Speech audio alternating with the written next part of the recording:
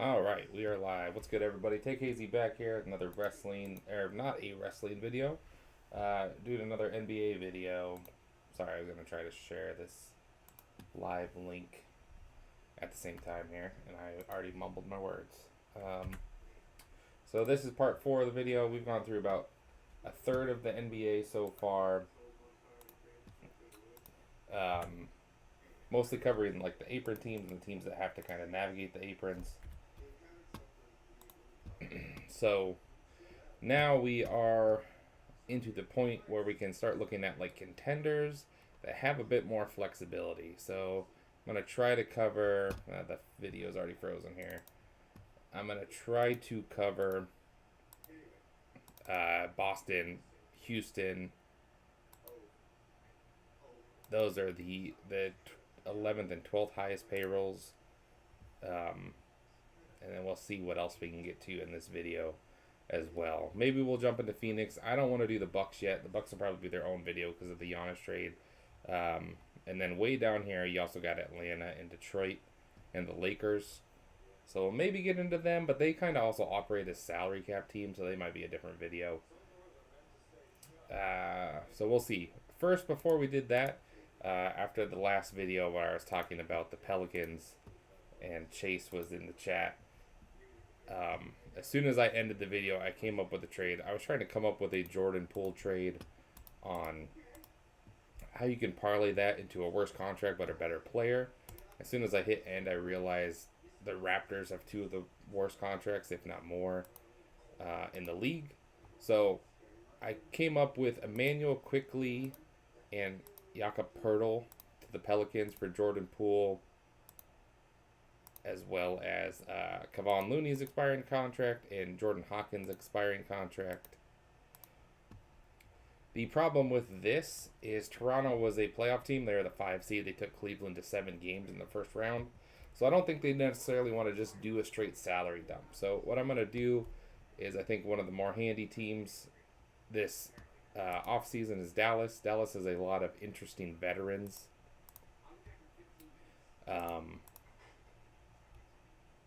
That can help a team, but Dallas is so far away from contention that it doesn't really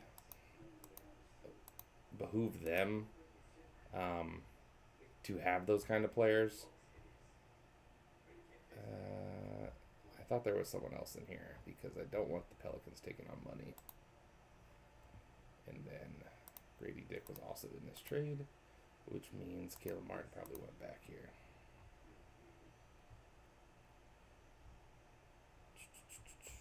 And then I was also going to send the 19th pick to Dallas.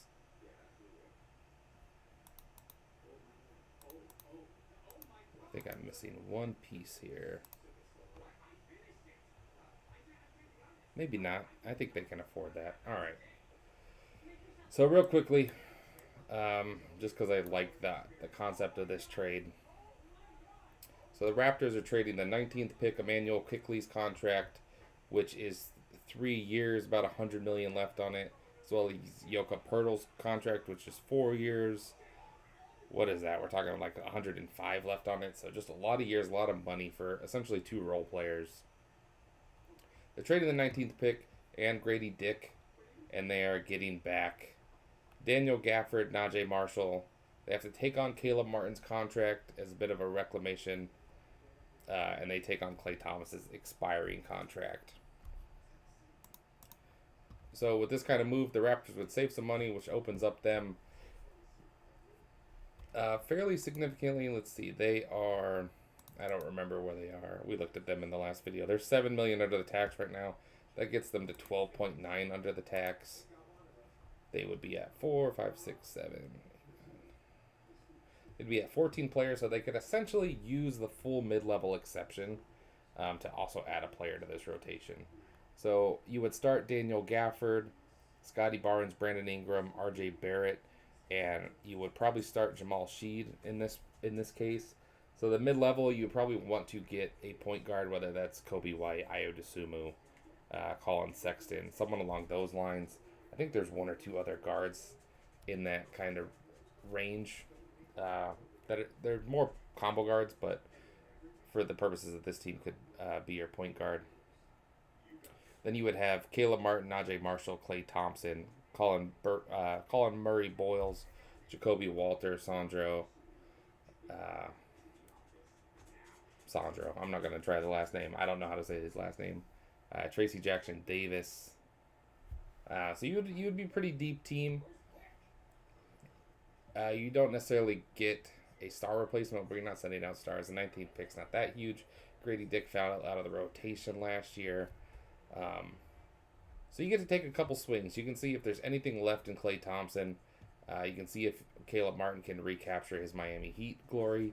But if not, you got plenty of depth that's not really hurting you. The Mavericks are offloading. Gafford is the real prize. Najee Marshall's still pretty good. Klay Thompson's basically washed, and Caleb Martin's got a negative contract at this point. So you're getting out of those two things, and you're getting out the 19th pick, and you're just getting expiring money. So not going to really help you. Grady Dick is a bit of a reclamation. Kevon Looney can fill in as your starting center when Derek Lively's not healthy. It clears the runway for Lively, but still gives you a serviceable big for when Lively's hurt. And then Jordan Poole, you kind of can do with what you want. You probably end up waiving Poole or Hawkins. Jordan Poole is the better NBA player. But Jordan Hawkins, maybe you think you can unlock something that the Pelicans couldn't. Jordan Poole just kind of is what he is at this point. And then the Pelicans, we're frozen again.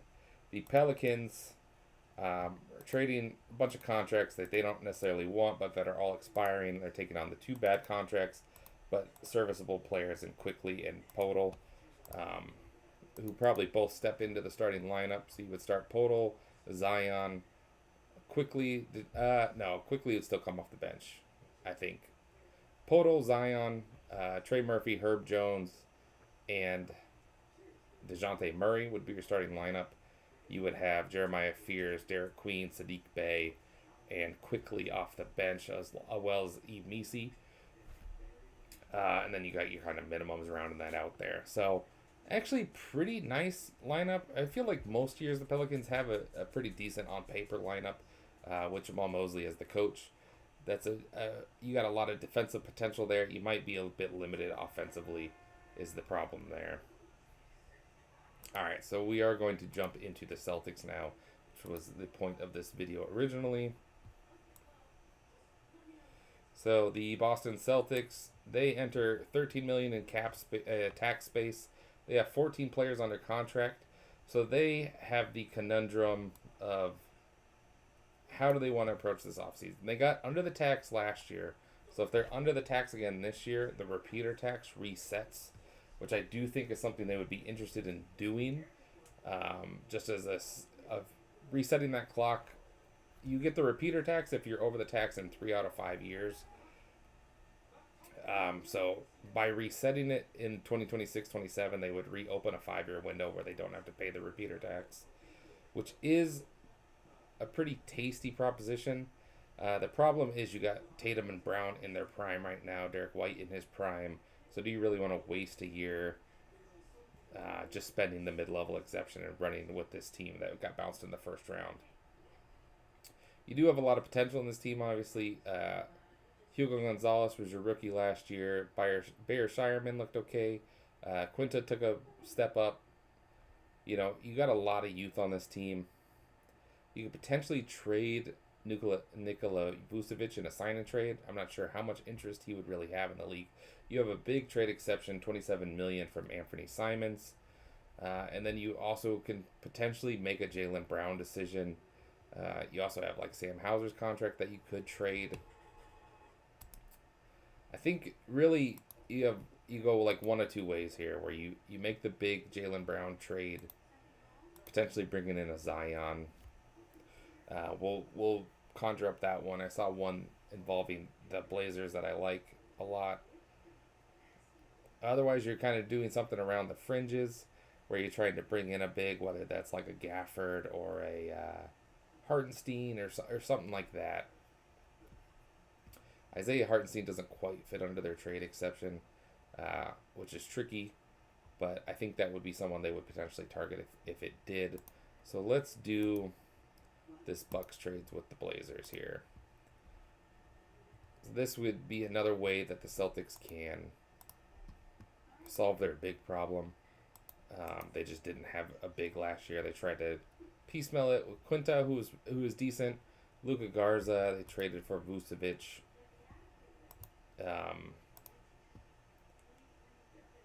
But nothing really worked out all that great. So they would take on a little money here, which isn't a big deal. You can also just shed a minimum contract guy here. And then you don't have to deal with the apron restrictions if you're the Celtics. We'll send them Banton. And then the Blazers would send Milwaukee their picks back.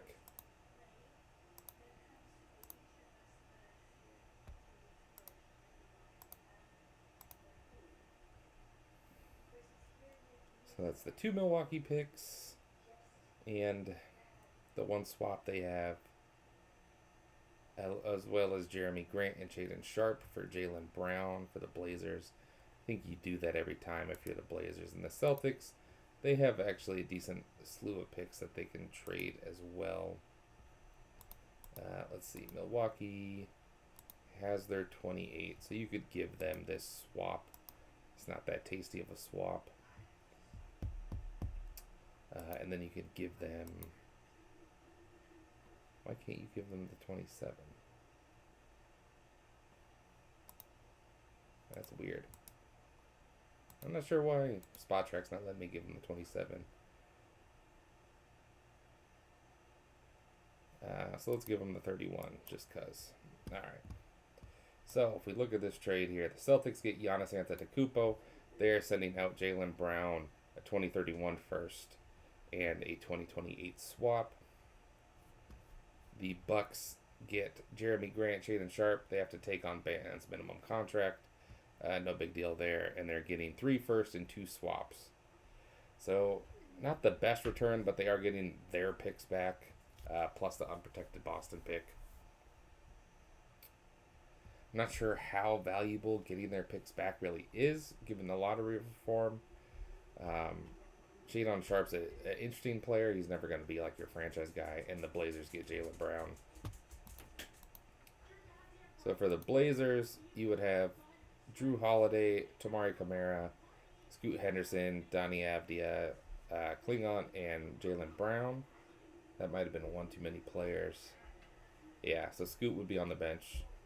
You'd have Scoot, Lillard, Vit Krejci off the bench. So you're still hurting a bit depth-wise. Celtics just run it back at that point, just swapping Jaylen Brown for Giannis. It's interesting. As terms of what else you could do for Jaylen Brown, you could potentially do like a depth trade. I'm just not sure what team that would really be. Who's willing to give up like good players and picks for Jaylen Brown? You're really just kind of looking at like OKC, which I don't think makes sense, or the Spurs, which doesn't make a whole lot of sense either. Maybe Utah? Let's see if Utah could do something. Danny Ainge obviously has the Celtics connection. He drafted Jaylen Brown.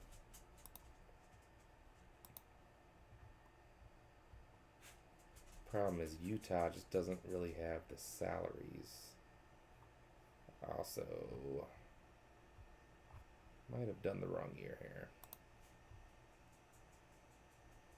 It looks like the right year. Okay. So to make this work, it would have to be Markkanen or Jackson. Or just a series of sign-in trades, which I guess could work. You could send Walker Kessler for... Probably wouldn't want to give him the max, but maybe you give him like 35. That's descending. You could send them Ace Bailey.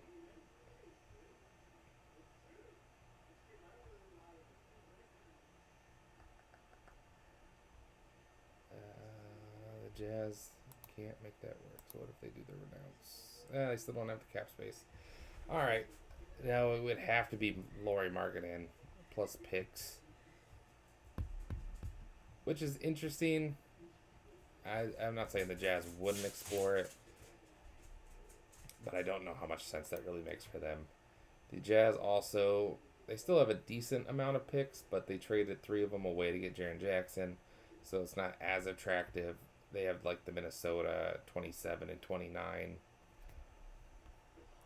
They would still have they traded their 27, so they'd have to keep their 28, but they could give you their 29 as well. I don't think it really makes sense for where the Utah is. Utah's too far away. So yeah, I think your options are fairly limited with Jaylen Brown. It's not that I think there'd be a lack of suitors. I just don't think there's too many offers where you can get what you want as the Celtics. So I think they would be in the big man market. I haven't looked much at who free agents are. So let's take a quick glance at that, just at the bigs. See what bigs are out there that they could potentially get with the mid-level exception. Nurkic is an interesting one. Mitchell Robinson would probably be hard to pull off. They could bring Time Lord back. That's somewhat interesting. But it gets pretty slim pretty quick, which is why big men are in such a demand. Which is why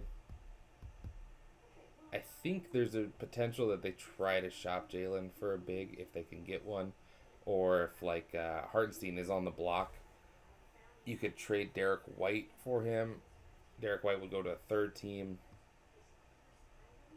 You would get Hartenstein, and maybe you and OKC both would get picks in that case from the third team. I think that's probably the number one option if it's on the table for the Celtics. But Nurkic is a pretty decent prize. If they give Nurkic something close to the full mid-level, it's not perfect, obviously, but it's an upgrade over Vooch. Last year, it gives you a veteran presence with Quinta. All right, I think that more or less covers the Celtics. Houston is a very interesting team. This is one that is going to take a bit of looking at. So Houston has $13 million under the tax. They have $21 million under the first apron, $34 under the second apron, but they only have 10 players under contract. Most notably, Tari Eason is a free agent. He's a restricted free agent, so you do control his rights. But he's probably going to cost something around like $20 million, which pushes you basically into the first apron, because you also would have to sign at least 3 more players after that. You do have 2 second-round picks, so you can get them on rookie minimums, which is a little over $2 million combined for those 2 players. That helps you a bit. Stay under the second apron. Josh Okogie, Aaron Holiday, Jayshawn Tate, Jeff Green are all free agents from this year's team as well. You probably bring some of those guys back. So really, your question is, what do you want to do? How do you want to approach this team next year? You know, you had a fairly bad flame out in the playoffs. You know, Durant had his burner scandal. Ime Udoka kind of seems like he maybe has hit his ceiling. But you also just didn't have a point guard all last season. So you do get Fred VanVleet back. He's coming off an ACL, so you don't have pure confidence in what he can give you. But it should at least improve your point guard play. So I think if you're Houston, you either want to explore trading Durant, or maybe you want to explore trading Sengun. Trying to add a little depth and rebalance this team. You can trade Dorian Finney-Smith's expiring contract along with that, just so you have a little bit more salary in the team. Because you have to pay Ahmed Thompson next year, you have to pay Tari Eason this year. So you're getting very expensive really quick, and you haven't even won a playoff series yet. So they have to decide if they're all in with Durant.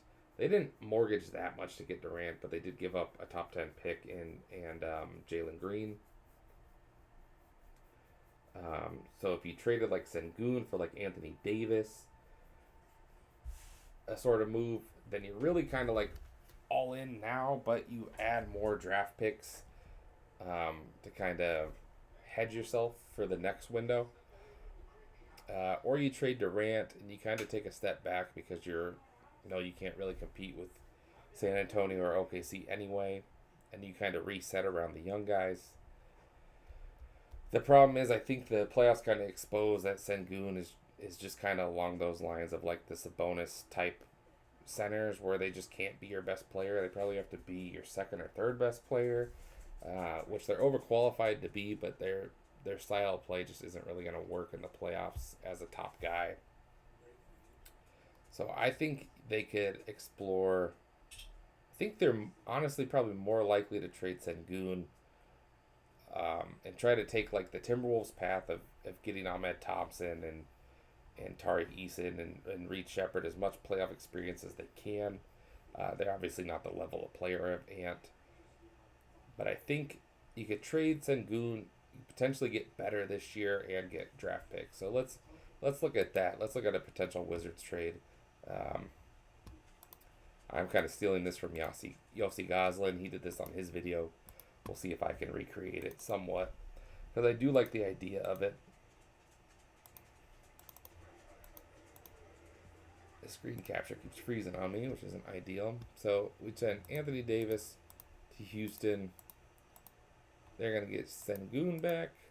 They're going to take Dorian Finney's contract to try to make the money work. And we got to send one more contract out or so.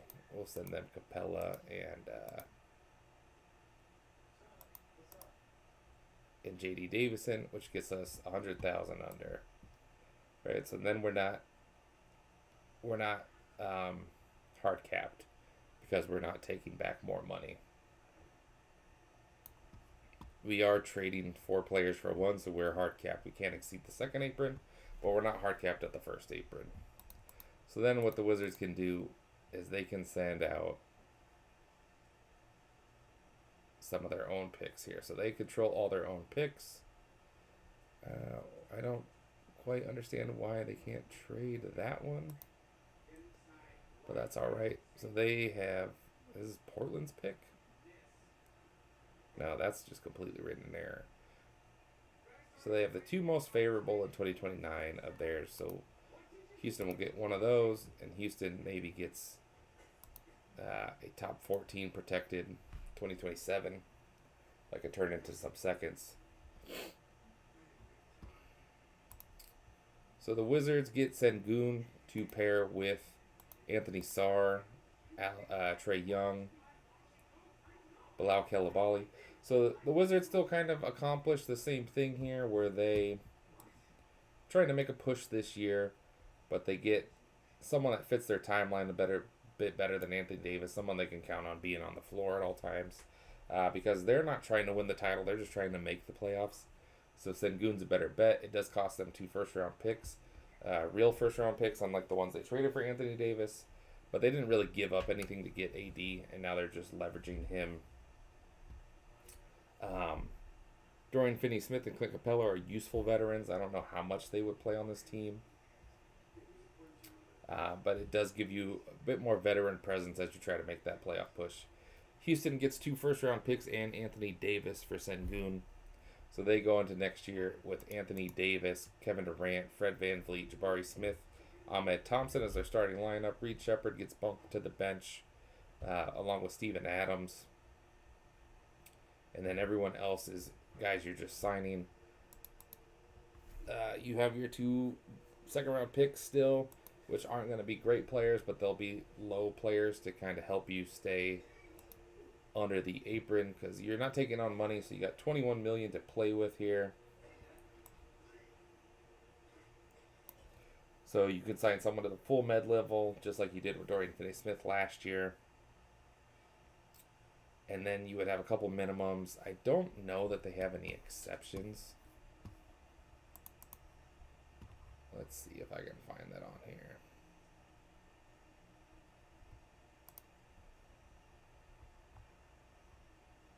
This isn't the right one. Trade exceptions.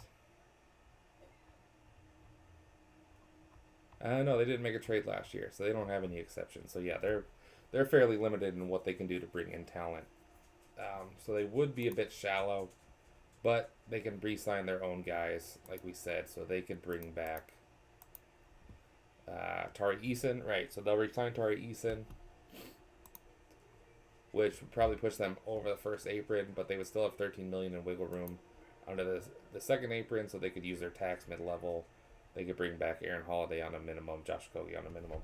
So they could make it work pretty easily. They will be a tax team, there will be an apron team, but they can stay under that second apron in this case. If we go the other way, we try to trade Durant. We got to think about who would be interested in Durant. I would still be interested as a Wolves fan in Durant. I don't think many Wolves fans are, and I don't think the Wolves are since he declined us last year. As an option, I think he would still make sense for the Heat. And that's kind of just what the Heat's MO is.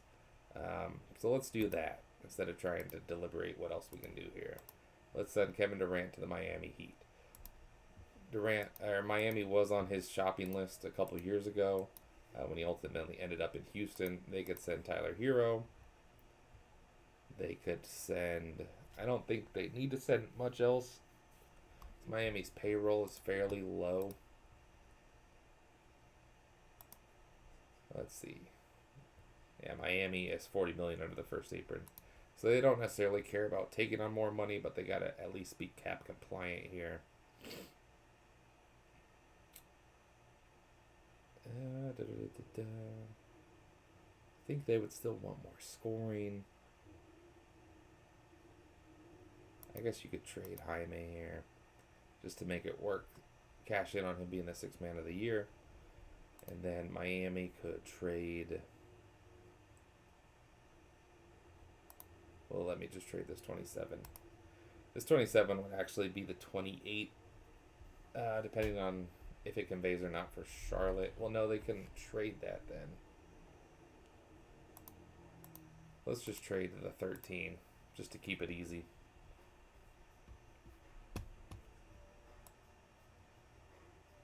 You maybe don't even need to conclude the 13 there. Let's actually... I think that's probably a little too much. Let's make it a protected, top 8 protected 29. That could become the 30, depending on which pick Charlotte gets. So the Heat would get to Kevin Durant for Tyler Hero, Jaime Jaquez, and a protected first in this scenario. So Tyler Hero kind of slots in as your sort of point guard, but he could probably still play in the backcourt with Fred VanVleet. Ahmed Thompson, Reed Shepard, Tyler Hero, VanVleet would be your guard rotation, which is maybe a little heavy in guards just because you're going to want to play all 4 of those guys, but I think Thompson could probably bump up to the 3 when needed. You do lose kind of your number 1 scoring option, Durant, so you downgrade that to Hero, but Hero is an upgrade over Jalen Green still, so you're kind of just undoing what you did last year, but you're adding Jaquez, who I think kind of fits the team identity of Houston, although he is just kind of more of the same of what you already have. I think those are kind of the 2 main paths for Houston. There's obviously other potential teams they could trade with, but... So let's see, who's next on the agenda here? Maybe we look at Philly. Where are we at minutes-wise here? 28 minutes. All right, we'll do Philly. Let's see where we end up after Philly. So Philly, 18 million in tax space, 26 million in apron space, about 39 million under the second apron. But a lot of their players are free agents. So Quentin Grimes, Kelly Oubre, Andre Drummond, all free agents. Probably want to bring back all 3 of those guys. You could maybe lose Drummond because you have Adam Bona. Embiid played somewhat last year. You're still just kind of anchored by this Embiid and Paul George contracts. You have 3 max players. You do have 11 players under roster, so you could fairly easily stay under the tax. It just matters how competitive you really want to be. Or you could try to trade Paul George. Let's see if we can come up with any Paul George trades. So you would want to trade Paul George for bad contracts because you're essentially swapping bad contracts. So one thing we could potentially do is try to swap John Morant to the Kings, and you take back the Kings' bad contracts that are on more expirings. Memphis can absorb Paul George just because Memphis has a salary cap. Memphis is not trying to really do anything. So let's see. So Memphis is just slightly under there. And again, this is, I think we talked about this last time we traded with Memphis, is they have the unfortunate situation with Brandon Clark kind of looming over them, but he will eventually become a deceased exception. So technically they need to send out a little bit more money here. Philly can just eat this money and then it will work. And then it just becomes a question of draft compensation here. It's who's giving up what draft compensation. So the Sixers would offload Paul George, turn him into Zach LaVine. Not a great fit with Edgecombe and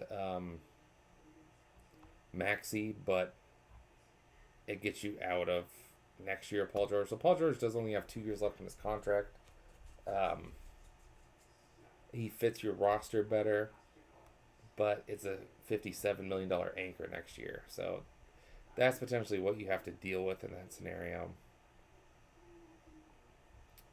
The Grizzlies take on about $10 million more each year for John Morant to get off of John Morant. So Grizzlies probably will want some sort of draft compensation here.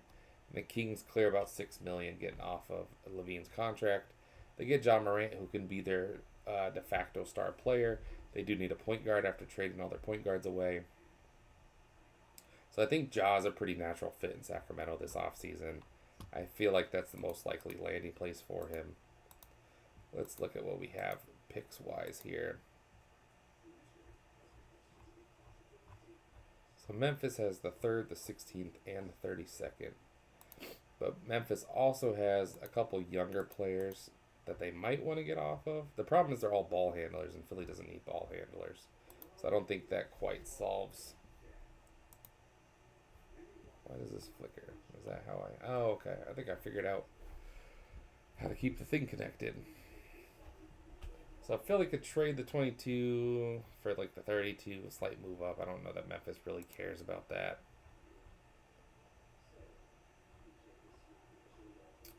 Yeah, so the problem with this, I just don't know the draft compensation to send out. The Grizzlies would want something.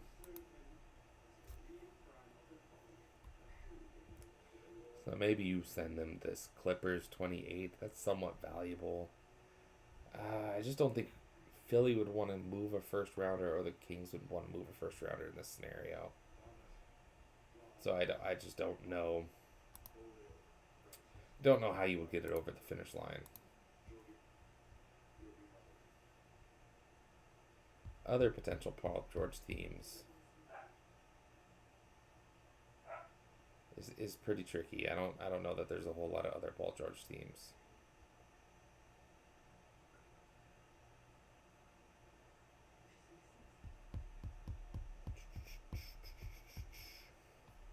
Maybe you could pull a Portland one off with Jeremy Grant. Let's see. I think Portland would be big game hunting a lot more than that. But if you take Jeremy Grant on, Portland would need to cut another $10 million there.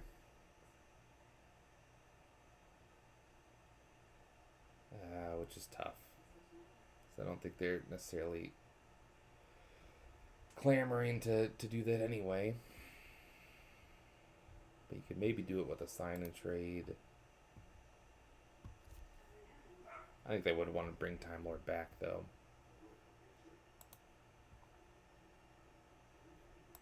Let's just explore it with Time Lord just to see what we could do. $20 million for Time Lord would make this work.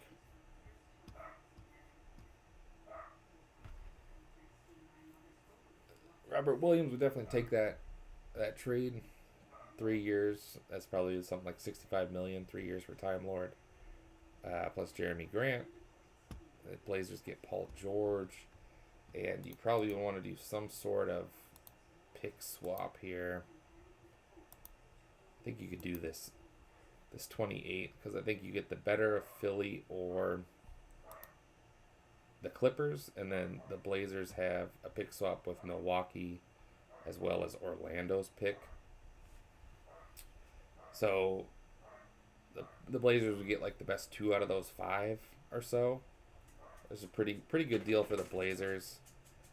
You upgrade the Jeremy Grant spot. You take on a lot of money, but I don't know that really is going to hurt you all that much. Let's see. Let's pull up Portland's cap table here. So yeah, Portland's $30 million under the tax with 12 players under roster. So they could make this work if they wanted to. I think they would rather just keep Time Lord or go big game hunting for someone else. But you do get to add an asset along with it, so it's not terrible.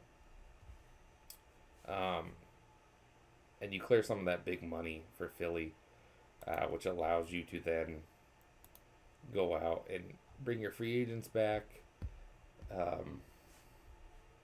You don't have to bring back Drummond now, obviously. But you probably still want to bring Oubre back, and you want to bring Grimes back if you can afford it. All right. I think that's probably where we're going to call it here.